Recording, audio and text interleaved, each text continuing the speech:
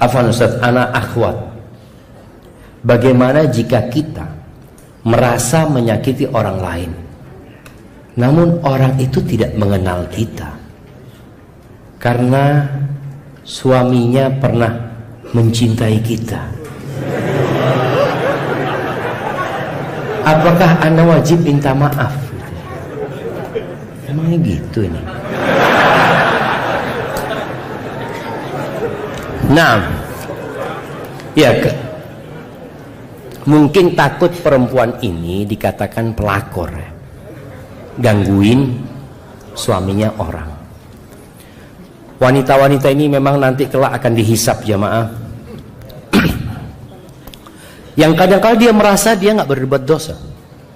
Contohnya dia pakai baju yang seksi, dia nggak pakai jilbab, dia jalan. Berapa banyak suaminya orang yang terganggu sama dia.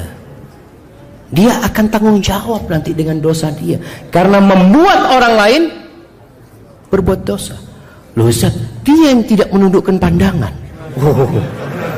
Engkau jadi sebab masalahnya seperti itu. Ketika engkau nggak seperti itu, aman sebenarnya.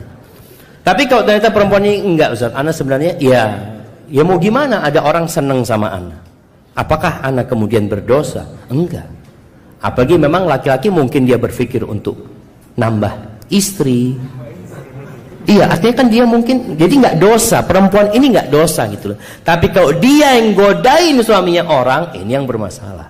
Kalau engkau yang godain suami dia, jangan, engkau bertobat dan nggak perlu minta maaf sama dia, engkau bertobat kepada Allah Azza wa Jalla.